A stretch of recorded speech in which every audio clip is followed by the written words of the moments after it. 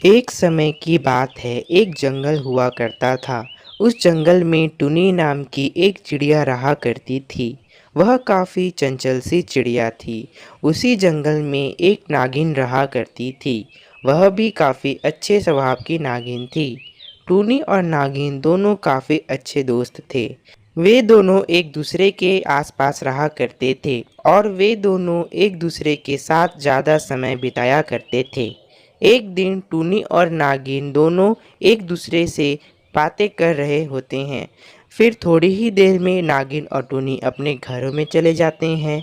तभी नागिन अपने घर के अंदर जाती है और वह नागिन के पास एक जादुई नागमणि थी। वह उसे देखती है कि वह सुरक्षित है या नहीं।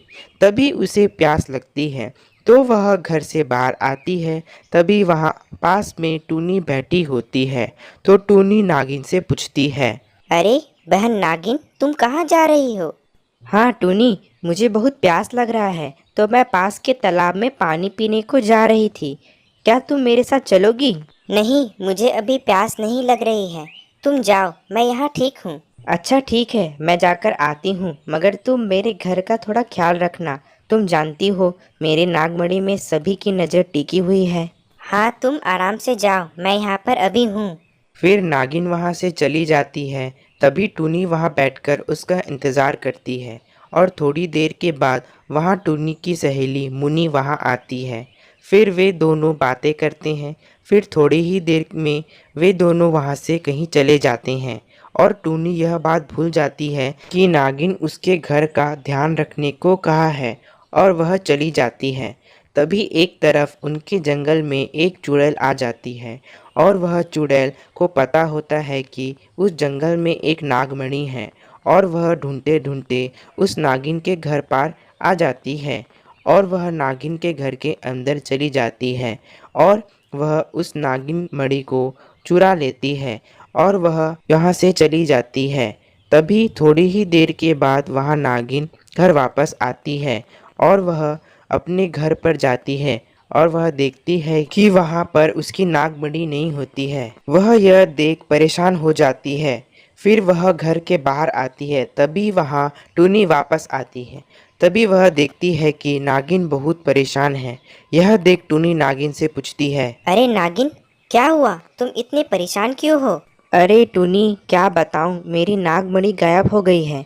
पता नहीं वह कहाँ गायब हो गई है। हे भगवान, यह तो बहुत बुरा हुआ। हाँ, यह बहुत बुरा हुआ, मगर मैंने तो तुम्हें कहा था कि तुम मेरे घर का ख्याल रखना जब तक मैं वापस नहीं आती। हाँ नागिन, मुझे माफ़ कर दो। दरअसल मेरी सहेली मुनी आई थी, तो उसके साथ थोड़ा मैं कहीं चली गई थी और मैं तुम्हारी बातों भूल गई थी। हाँ हाँ, मुझे तो लगता है कहीं तुम दोनों ने ही मेरी नागमणि चुरा ली होगी, क्योंकि उस नागमणि के बारे में सिर्फ तुम्हें ही पता है। नहीं नागिन, ऐसा नहीं है। मैं तुम्हारी मणि क्यों चुराऊंगी? हाँ हाँ, मुझे तो पता है कि तुमने ही चुराया होगा और तुम झूठ बोल रही हो। नहीं नागिन, तुम गलत समझ रही हो। हाँ, मुझे पता है कि तुमने ही मेरी मणि चुराई है और मैं मेरी शक्तियों का तुम्हारे ऊपर प्रयोग नहीं करना चाहती हूँ। और हाँ, आज से हम दोनों की दोस्ती ख़त्म। अब मैं तुमसे बात बिल्कुल नहीं करूँगी। हाँ हाँ, जाओ जाओ। तुम मेरे ऊपर गलत इल्जाम लगा रही हो और अब मुझे भी तुमसे कोई बात नहीं करनी है। फिर वे दोनों वहाँ से एक दूसरे से गुस्सा होकर चले जाते हैं। फिर ऐसा कई दिनों तक चलता है। वे दोनों एक दूसरे से कई दिनों तक बातें नहीं करते हैं। फिर उस जंगल में पता चलता है कि वहाँ एक चुड़ैल आ चुकी है और वह घरों से चोरी कर रही है और यह सब टुनी की सहेली मुनी देख लेती है। तभी थोड़ी ही देर के बाद मुनी टुनी के पास जाती है और वह टुनी से पूछती है। टूनी, क्या हुआ? तुम इतनी उदास क्यों हो? तभी टूनी मुन्नी को उसकी और नागिन की बीच की हुई लड़ाई के बारे में बताती है। फिर यह सब सुन मुन्नी बोलती है। यह सब तो बहुत बुरा हुआ। इससे तो तुम्हारी और नागिन की दोस्ती टूट गई है। मुझे लगता है कि नागिन की मणि उस चुड़ैल ने चुराया होगा, क्योंकि उस चुड़ैल ने कईयों के घरों से चोरी की है। चुड़ैल? कौन सी चुड़ैल? तुम किस चीज़ के बारे में बात कर रही हो? हाँ, इस जंगल में एक चुड़ैल आ चुकी है। मुझे तो लगता है उसने ही वह मणि को चुराई होगी। यह बात तो नागिन को बताना होगा। तभी टूनी नागिन को बुलाती है। तभी नागिन बाहर आती है और बोलती है। हाँ, क्या हुआ? तुमने मुझे क्यों बुलाया? नागिन, हमें तुम्हारी मणि के बारे में पता चल गया है। वह मणि कहाँ है?